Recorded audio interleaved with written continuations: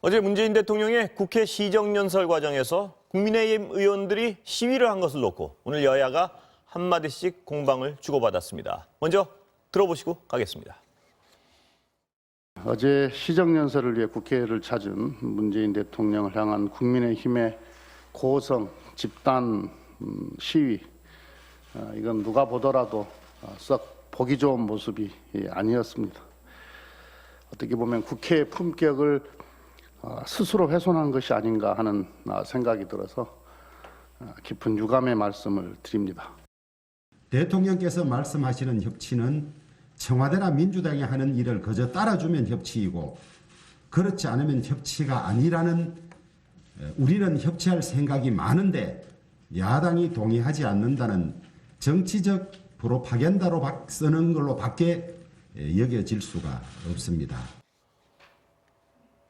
배종호 세한대 교수, 황혜진 선임기자 모셨습니다. 어서 오세요. 안녕하세요. 자, 황 기자부터 여쭤보겠습니다. 네. 국정감사 청와대요. 청와대 국정감사 연기됐죠? 네, 리포트 보신 것처럼 연기됐고요. 다음 주 수요일 오전 11시로 연기됐는데 서훈 안보실장이 미국을 갔다 와서 지금 그 대면 접촉하지 말아라 격리 일종의 기간이라 그것 때문에 안 나온다고 불출석하고 어제 7명 청와대 참모들이 출석 못하겠다 그러니까 이제 야당이 이제 반발했죠. 그래서 오늘 아침에 야당의 반발도 상당히 일리가 있죠. 하루 전날 불출석을 이렇게 되면 야당이 국감 보이콧을 유도하는 거 아니냐 조영 원내대표 이렇게 항의하니까 오늘 다시 합의를 해서 격리 자가격리가 내일 끝난다니까 서훈 실장. 그래서 금요일이니까 네네. 내일이. 그래서 다음 주 수요일쯤 다시 날짜를 잡아서 하기로 하고 이거는 뭐 합의가 된 것 같습니다. 예. 다음 주 수요일이면 미국 대선 막 끝났을 텐데 이목을 끌기는 어려운 날 같은데 어떻습니까? 일단 이제 가장 중요한 참석 대상자는 이제 서훈 안보실장이에요. 왜냐하면 아시겠지만은 해수부 공무원이 이제 피살됐지 않습니까? 그것 관련해서 집중적으로 국민의힘 입장에서는 좀 진상 규명을 따져보겠다라는 입장이고요. 여기에다가 또 최근에 이제 조영 원내대표 몸수색이 있었지 않습니까? 그래서 경호처장도 와야 된다. 뭐 이 부분은 일단 뭐 당한 만큼 돌려주겠다라는 이제 그런 계산이 담겨 있는 것 같은데 경호처장은 뭐 출석 못하겠다는 사유서, 불출석 사유서 냈는데 이유가 24시간 요인들 경호해야 되니까 못 온다고 했고 그리고 이제 민정수석이 또 대상이에요. 라임 옵티머스 관련해가지고 뭐 강기정 전 민정수석 그리고 또 이진아 전 행정관이 연루 의혹을 받고 있지 않습니까? 그렇지만 이제 민정수석 같은 경우는 국정감사에 나온 적이 거의 없어요. 그래서 나올지 좀 지켜봐야 되겠고요. 역시 이제 운영위 국감에서는 가장 포인트가 전에 조국 수석이 나왔었지 이제 거기는 않았습니까? 이제 국감에는 나오지 않고 운영위에 나왔습니다. 네. 그래서 이제 국감에는 나올 가능성이 좀 희박해 보이고요. 역시 이제 가장 중요한 포인트는 윤석열 검찰총장이 국감장에서 청와대 메신저 발언했지 않습니까? 임기 관련해서 메신저를 통해서 임기를 지키라고 했다. 흔들림 없이 소임 다하라고 했다. 라는 얘기를 밝혔거든요. 그런데 여기에 대해서 지금 진위가 확인이 안 되는 거죠. 청와대에서는 뭐 묵묵부답이니까. 그런데 이제 굉장히 여권에서는 불쾌하게 생각하죠. 왜냐하면은 문재인 대통령을 정쟁에 끌어들였다 이렇게 판단을 하고 있는 것 같아요. 그래서 이 문제도 가부 역시 여부가 그날 확인될까요?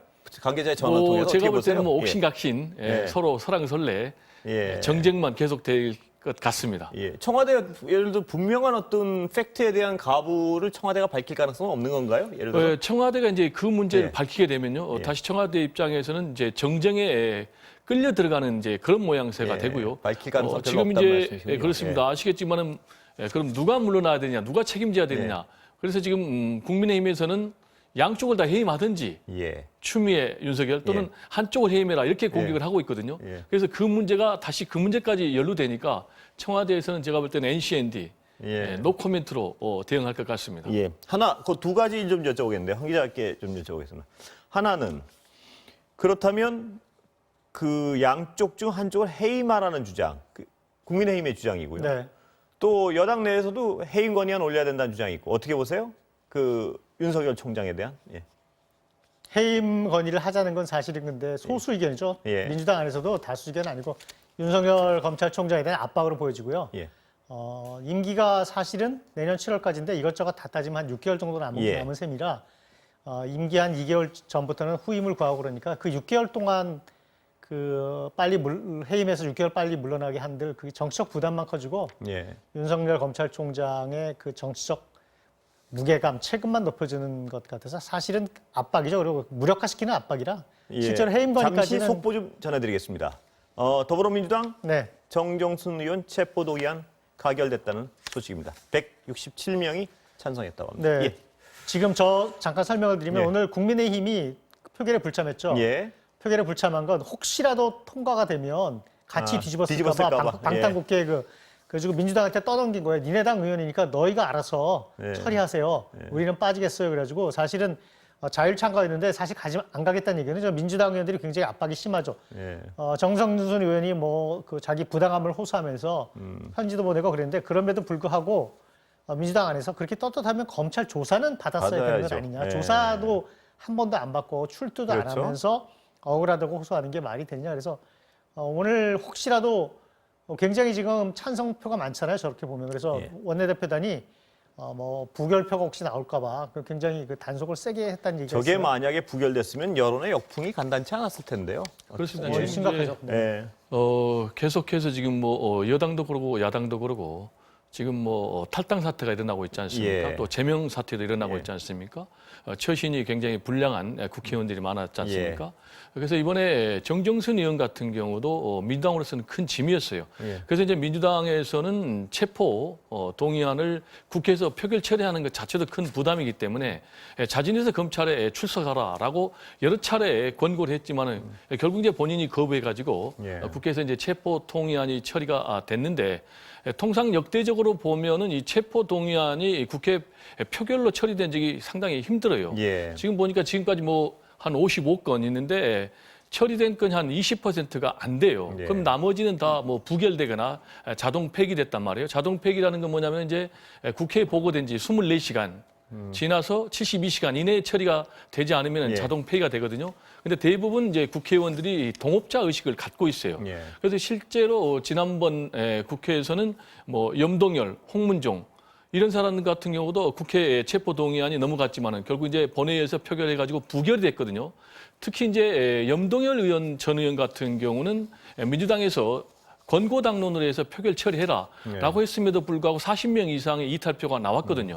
그럼에도 불구하고 이번에 167명이나 찬성표를 던졌다는 것은 정정순 의원이 동료 의원들로부터 동정심조차 얻지 못하고 있는 그런 반증이 아닌가 이렇게 생각이 됩니다. 그 부분도 있을 거고 국민이 무서웠겠죠. 이제 더 이상 그렇게 자기들끼리 감싸고 하는 모습을 국민이 뭐 안 봐줄 것이라는 어떤 두려움도 있었겠죠. 세상이 그래서 가장 변했으니까요. 중요한 예. 것은 이제 주권자 예. 국민의 시선이 두려운 거고요. 예. 특히 이제 아시겠지만 내년 4월에 중대 선거가 있지 선거 않습니까? 앞두고, 예. 서울시장 선거 그리고 부산시장 보궐선거가 있기 때문에 이 선거를 의식하면은 민심을 의식하지 않을 수가 없는 거죠. 그런데 예. 이제 정정순 의원 같은 경우에 행위를 보면은요, 단순히 이제 공직선거법 위반이 아니고.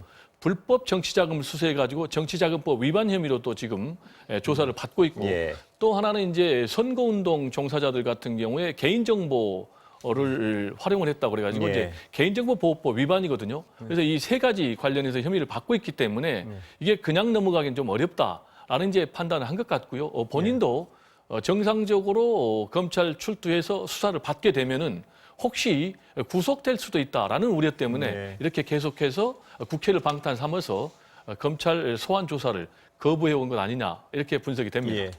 그러면 아까 황 기자께 여쭤봤던 거 다시 배 교수님께 그 질문 다시 하나 같이 네. 드리겠습니다.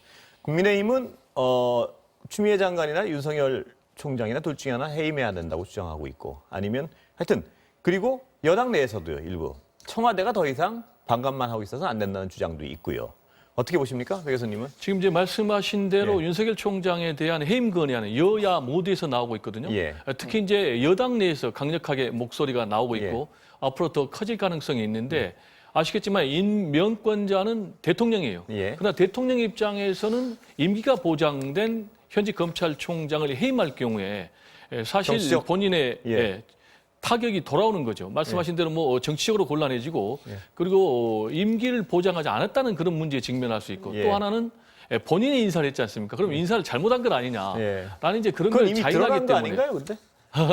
그래서 이제 여당에서도 그거는 제가 여쭤보고 싶은 거는 여당과 청와대는 아직 뭐 제대로 된 입장을 발표 안 했으니까요. 여당 내에서도 윤석열 총장을 사람 잘못 봤다는 건 거의 결론난 여당 내에서는 네. 결론난 의견 아닌가요? 그렇다면 논리적으로 보면 불신임했고 이미 불신임 상태고 그렇다면 논리적으로는 지금 저 식물총장을 정치적 파장을 고려해서 그냥 방치하는 것보다는 그 해임하는 것이 더 논리적 수순에 맞는 거 아닌가요?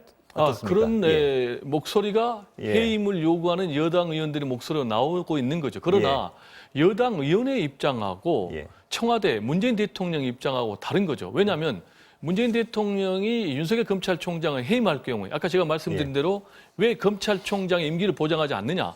검찰총장의 임기 보장은 결국 이제 검찰의 독립성, 중립성을 존중한다는 거거든요. 근데 그거를 다시 깨고 해임을 한다는 것은 검찰의 중립성, 독립성을 청와대가 훼손하고 있다라는 공격을 받기 때문에 문재인 대통령은 이 문제에 대해서 계속해서 일단 지켜보는 그런 입장을 취할 수밖에 없고요. 다만 이 문제가 앞으로 어떻게 발전될 거냐. 감찰 결과에 따라 좀 달라지겠죠 또? 제가 좀 말씀드리겠습니다. 지금 이제 이미 추미애 법무장관이 감찰을 시작을 했지 않습니까? 수사지휘권 발동하고. 근데 추가 감찰을 지시를 했어요. 그게 뭐냐면은 옵티머스 관련해서도 이번에 추가 감찰을 지시를 했단 말이에요. 지금 이제 옵티머스 관련해서 의혹은 뭐냐면은 당시에 서울중앙지검장일 때 이 부분이 고발됐는데 무혐의로 끝났고 넉 달 뒤에 서울 남부지검에서 다시 기소를 했단 말이에요. 그러면은 봐주기 문개기 수사 아니냐. 그리고 당시 연루됐던 담당 부장검사 그리고 또 담당 변호사가 다 윤석열 검찰총장하고 굉장히 가까운 사람이란 말이에요. 그렇기 때문에 추가 감찰 지시를 했는데 감찰 결과 만약에 구체적인 윤석열 검찰총장의 책임을 물어야 될 행위가 적발이 된다면은 검사 징계위원회가 있습니다. 이제 징계위원회에 회부를 하고요.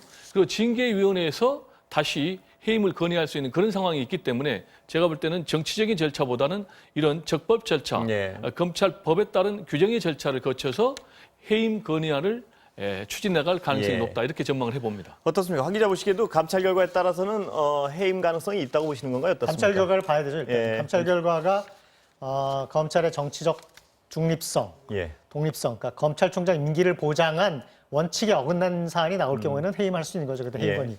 객관적인 절차를 볼 것이다. 그렇죠. 그런데 실익이 얼마나 있을지 모르겠어요. 나와가지고 그러면 임기가 얼마 안 남았기 때문에 그건 봐야겠죠. 다음 문제로 좀 넘어가 보겠습니다. 민주당이 요새 세금 문제로 골머리를 앓고 있다 그러나요? 뭐 고민을 많이 하고 있는데요. 특히 동학개미들이 반발하고 있는 주식 대주주 기준 3억 원으로 내리는 문제. 어제 이낙연 대표가 이거 관련해 가지고 어떤 분명한 발언을 했습니다. 먼저 들어보시죠. 기업을 올가매기 위한 것이 아니라 기업을 더 건강하게 만들기 위한 것이죠. 그러니까 너무 걱정하지 않으셔도 될 거고요. 며칠 안에 곧 그 결과를 여러분이 들으시게 될 거고요.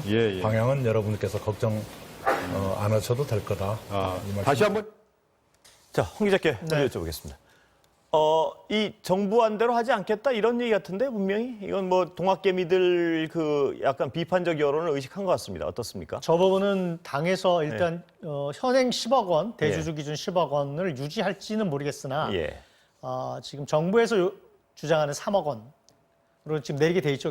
연차적으로 쭉 시행하는데 그거는 지금 그대로 못 받겠다는 말로 들리죠. 그래서 지금 특히 이른바 동학개미라고 불리는 주식 일반 개미 투자자들이 굉장히 걱정을 많이 하잖아요. 지금 저게 뭐 그쪽에 놀리긴 하지만 너무 이렇게 급작스럽게 내리면 일반 투자자들이 피해가 심해진다는 주장도 있고 그것 때문에 주식을 던지기 시작하면 투매하면 주가가 떨어지는 거 아니냐 뭐 이런 걱정 때문에 저렇게 하고 반발이 심한데 사실은 코로나19 위기 이후에도 한국 주식시장이 상당히 그 위기에서 금방 벗어나서 주가를 유지하는 데는 동학개미들 그 역할이 있죠. 그 부분에서 역할도 있고 지금 특히 민주당 입장에서는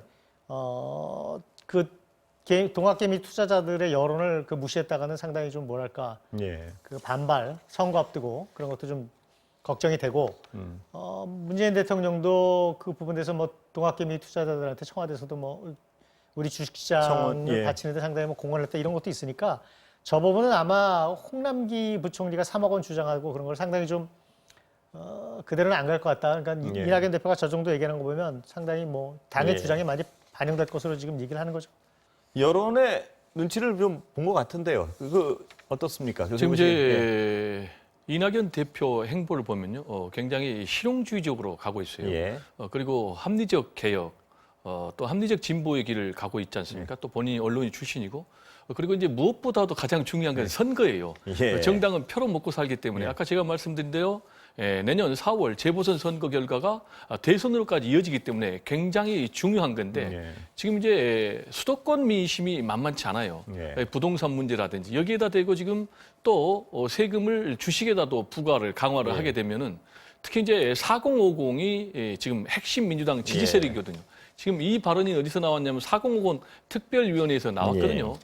그런데 이 양도소득세 당초에 10억을 3억으로 낮추게 되면은 아무래도 주식 관련해서 세금이 부담이 되면 갖다 팔게 하겠습니까? 그러면 갖다 팔면은 주식시장이 떨어지겠지 않습니까? 그렇게 되면은 지금 4050 같은 경우 상당 부분들이 주식 투자를 하고 있는데 손해를 보지 않습니까? 그럼 당연히 민주당에 대해서 서운한 마음을 갖게 되잖아요. 근데 제가 궁금한 건 이 3억이란 액수만큼 그렇게 많이 가지고 계신 분이 표를 잡을 만큼 많은가요? 뭐 저 통계는 못 바로 봐서 그렇습니다. 모르겠습니다. 그래서 이제 지금 동학개미를 위한 것이 아니고 주식 부자를 위한 것이다. 왜냐하면 그런 생각도 드는데요. 통계를 보면은 1.5% 상위 투자자. 그게 선거에 무슨 크게 영향이 있을까 하는 생각도 들고요. 그런데 이제 아까 말씀드린 대로 그 사람들이 상당 부분의 지분을 갖고 있기 때문에 내다 팔면은 주식이 주식 시장에는 영향을 미친다고 보고요. 그리고 이제 중요한 것은 상징이죠. 왜 이렇게 세금을 자꾸 올리느냐. 지금 어쨌든 간에 조세 형평성에 따라서 뭐 부동산 세금도 올리고 투기도 잡기 위해서 그러다 또 이제 주식하다 보면은 지금 이제 납세자 입장에서는 왜 또 집값 세금도 올리고 또 주식 세금도 강화하느냐 이런 생각을 갖고 있기 때문에 거기에 대해서 좀 뭔가 민심에 반응하기 위한 그런 행보가 아닌가 이렇게 생각이 듭니다. 그 주식도 주식이고요. 공시지가 공시가격 6억 안과 9억 안. 9억 안 들어져 있죠. 이것도 또 논란이 되는 것 같습니다. 지금 문제는 이제 그 재산세 과표 공시가격을 점점 현실화하는 거 하잖아요. 그래서 세금이 올라가는 것도 있고 거기에 집값 자체가 올랐잖아요. 그래서 가만히 있어도 지금 자기 주택의 종식 가격이 올라서 세금이 높아지는데 지금 그래가지고 이른바 중가에서 저가의 1가구 1주택은 좀 세금을 좀 더 안 올라가도 조금만 올라가게 하자라는 게 당의 주장이고 그런 여론도 많잖아요. 그래서 그런데 정부하고 청와대에서는 이제 그 기준을 재산세를 좀 이렇게 낮춰주는 기준을 공시가격 6억으로 하자는 거고 당은 지금 집값이 너무 올라서 서울이나 수도권 같은 경우는 6억 가지고 안 된다. 9억까지는 하자라는 주장이에요. 그런데 여기에서 지금 그걸 당정 협의를 하다가 지금 합의가 안 됐잖아요. 근데 지금 생각보다 상당히 청와대나 정부 쪽이 특히 청와대가 6억 안에 굉장히 완강한 걸로 알려지고 있어요. 그 이유는 6억이라는 게 저게 서울이나 수도권 같은 경우에는 집값이 좀 올랐지만 지방 같은 경우에는 저 기준을 적용하면 재산세를 안 내거나 이렇게 감면되는 대상이 너무 많아져가지고 세수 확보에도 문제가 생긴다라는 그런 것도 있고요. 저게 혹시나 부동산 시장에 정부가 좀 약간 태세를 누그러뜨리거나 뭐 그런 신호로 받아들일까봐 우려하는 것도 있죠. 그런데 민주당 같은 경우는 저게 왜 그러냐면 서울시 같은 경우 집값이 너무 올라가지고 이런 겁니다. 그러니까 그래도 저 정도면 꽤 재산이 있는 사람인데 그렇게 돈 많은 사람들이 민주당 찍겠냐라는 반론도 있을 수 있고 두 번째 그게 저렇게 되면은 너무나 많이 빠져나가던 아니라는 반론도 있는데 민주당 의원들 생각은 이런 것 같아요. 서울시장 선거 말씀하시는 거예요? 서울시장 선거도 그렇고 국회의원 선거도 그렇고 대선도 있는데 서울 같은 경우 이렇게 박빙으로 이기고 지는 지역구가 많기 때문에 예를 들어 가지고 이렇게 최근에 집값이 많이 오른 지역 같은 경우 세금을 저런 식으로 재산세를 감면해주는 기준 9억까지 안 하고 6억으로 올리면 상당히 그 세금 부담이 올라가는 가구가 늘어나거든요. 그러면 박빙 선거구에서 낙선할 가능성도 있고 뭐 그런 계산이 다 있죠. 그리고 특히 민주당이 지금 서울시장 선거를 상당히 어렵다고 나름 보고 있어요. 그 박원순 전 시장 사건 때문에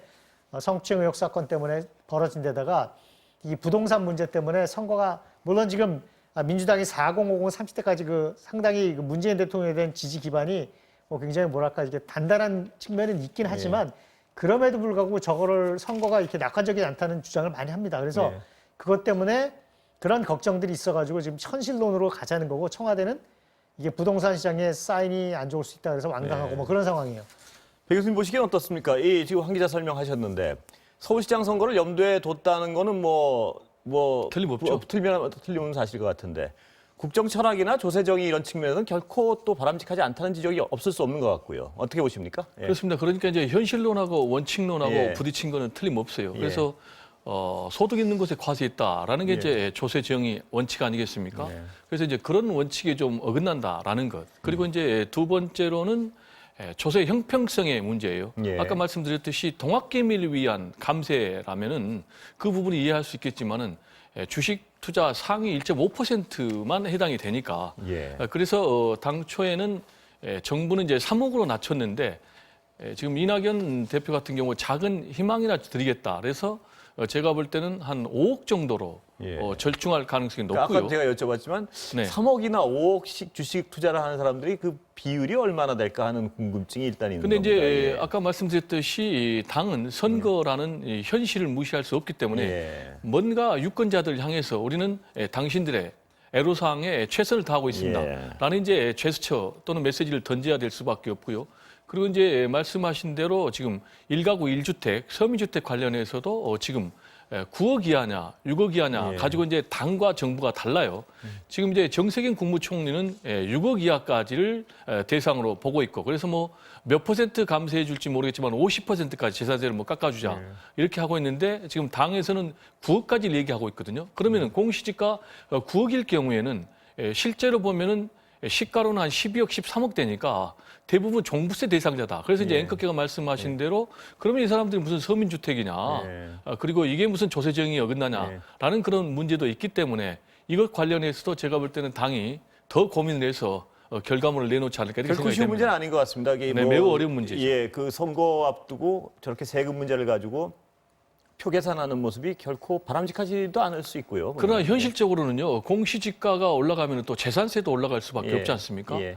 그런데 뭐 사람에 따라 다르겠지만은 뭐 1년 사이에 배로 올랐다, 예, 또 뭐 애로사항이 2배로 있을 수 올랐다 있겠죠. 이렇게 예. 되면은 상당히 부담이 되거든요. 특히 예. 이제 1가구 1주택 서민주택의 실소유자, 실거주자의 경우는 상당한 부담이 있기 때문에 그 부분에 대해서는 정치가 마냥 외면하고 있을 수는 그럴 없다. 수도 특히 없겠죠. 이제 예. 코로나19 국면에서는요, 이 서민들은 굉장히 타격을 많이 입거든요. 예. 지금 이제 가계 수입도 대폭 줄었는데 재산세까지 올라가지고 세금 부담이 굉장히 늘어날 경우에는 결국 이제 조세 지향으로 이어지고 민심 위반으로 이어지기 때문에 이것과 관련해서는 제가 볼 때는 이낙연 대표의 방향, 예. 현실적인 처방을 내놓는 것이 맞는 것이 아닌가 저는 예. 개인적으로 그렇게 생각합니다. 정밀한 어떤 정책적 조율이 필요할 것 같습니다. 네, 저는 그렇게 생각합니다. 예.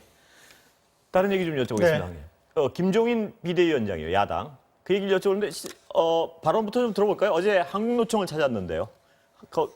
그곳에서 한 발언 한번 들어보겠습니다. 저희 당은 지난번에 정강 정책을 새롭게 변경하면서 우리 당이 앞으로 지향하는 바가 뭐라는 것을 명쾌하게 설명을 했습니다. 즉 우리 이 사회에서 가장 참 이 경제를 이끌어가는 중추적인 역할을 하는 데 있어서 기업도 물론 중요합니다만은 그 못지않게 상대적인 이 근로자들의 역할이라는 것이 제대로 강조가 되지 않을 것 같으면 경제가 제대로 굴러갈 수 없는 것이 현실입니다.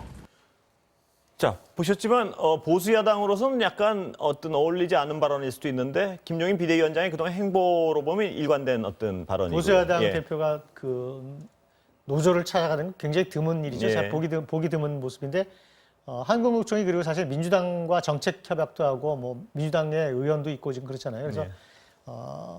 오히려 지금 민주당이 민주노총과 사이가 별로 안 좋고 한국노총과 사이가 좋은 상황인데 김종인 위원장의 그 한국노총 최근에 지금 그 공정경제 3법 개정하려면 노동개혁도 하자 이렇게 주장하면서 예. 그 얘기를 했잖아요. 그 과정에서 이제 앞으로 뭐 이렇게 4차 산업혁명이 일어나면 노동이라는 면에서도 엄청난 변화가 일어날 텐데 뭐 같이 그 TF에 좀 들어가 달라 뭐 이런 식으로 얘기를 했어요. 그래서 한국노총 위원장도 굉장히 긍정적으로 평가하면서 그렇지만 노동위원회는 우리가 못 받아들인다. 예. 그거는 뭐 정리하고나 해고 쉽게 하자는 것 아니냐 이런 식으로 이제 그 간극은 있지만 어쨌든 김종인 위원장이 뭐 저게 얼마나 결실로 이어질지 모르지만은 김종인 위원장의 그 뭐랄까 진보 의제 선점 내지는 진보 의제 쪽으로 다가서기 당에서 가장 친하지 않은 게 노동, 그다음에 뭐 호남 예. 이런 쪽이죠. 그다음에 그런 쪽과 다시 관계를 재정립하는 그런 행보 중에 하나로 보이기 때문에 김종인 위원장의 말할까 마이웨이, 예. 당내 보수 세력, 극우 세력이 흔들어도 갈 길 간다. 갈 길을 가겠다라는 예. 사인이기도 하죠. 그런. 예. 황 기자 지금 말씀하셨지만 갈 길 가는 건 좋은데요. 지금 내부 반발이 쉽지는 않은 것 같습니다. 김 비대위원장은 어떻습니까? 지금 이제 내부 반발이 갈수록 커지고 있어요. 김종인 비대위원장 취임할 때도 굉장히 진통이 있었지만은 그래도 당에서 비대위원장으로 모실 때만 해도 김종인 외에는 대안이 없다라고 했는데 최근에 이제 계속해서 영남 중진들 중심으로 인해서 굉장히 김종인 비대위원장 흔들게 나서고 있거든요. 그 흔들게 나선 결정적인 이유는 결국은 왜 이렇게 당의 지지율이 올라가지 않느냐. 여당의 악재가 계속되고 있는데 반사이익조차도 올라가지 않고 20% 박스권에 갇혀 있는 거 아니냐. 이럴 바에는 도대체 김종인을 왜 불렀느냐. 그럼 차라리 우리끼리 할 테니까 너는 빠져라. 라고 지금 그렇게 주장을 하고 있거든요. 그 얘기를 안 그래도 노선도 별로 마음에 안 드는데 영남 중진들이 보기에. 그래서 이제 거기에서 이제 두 가지가 있는 거죠. 하나는 말씀하신 대로 노선의 갈등이 있는 거죠. 지금 이제 재밌는 게 국민의힘 같은 경우는 노선 갈등이 지금 영남 중진들하고 초선들하고 전혀 달라요. 영남 중진들은 강경으로 가자. 그래서 보수를 새롭게 재건하자라는 것이고 지금 초선 의원들은 과거와 달라져야 된다. 구태 모습. 어떻게 달라져야 되냐. 중도 외연으로 가야 된다. 그래서 원건 비둘기파로 가야지 강성 매파로 가면 안 된다. 이렇게 부딪히고 있는 상황에서 지금 이제 말씀드린 대로 지지율이 계속 답보 상태를 보이고 있으니까 다시 홍준표 또 그리고 조경태 이런 사람들이 계속해서 흔들고 있는데 특히 이제 조경태 의원 같은 경우는 우리끼리 할 테니까 빠지고 그래서 조기 전대를 주장하고 있는 그런 상황입니다. 시간은 거의 다 됐는데요. 그 여기 출연하시던 박지원 지금 현 국정원장께서 김종인 비대위원장의 미래를 예측하면서 처음엔 좋고 나중에 힘들 것이다. 엄청나게 고생할 것이다. 뭐 이렇게 얘기했는데 지금 그 상황대로 가고 있는 것 같습니다. 황 기자 생각에는 어떠십니까? 앞으로 이제 시간 다 됐는데 끝으로 김종인 비대위원장이 어떤 김종인 비대위원장이 고생길인 그 박지원 국정원장 말씀대로 고생길은 시작이 됐죠. 지지율은 안 오르고 사람은 없고 뭐 뚜렷이 성과는 안 나지만 그렇다고 해서 대안이 있을까요? 국민의힘이 대안이 없기 때문에 지금 뭐 정당 지지도 보면은 윤석열은 오르고 국민의힘은 떨어졌어요. 오르지 않죠. 대안이 없다는 그 대안이 부분이 없기 때문에 그 부분이 지금 일단 서울시장 선거가 가장 결정적이지만 그 전까지는 길이 없습니다. 오늘 두 분 말씀 감사합니다. 네, 감사합니다.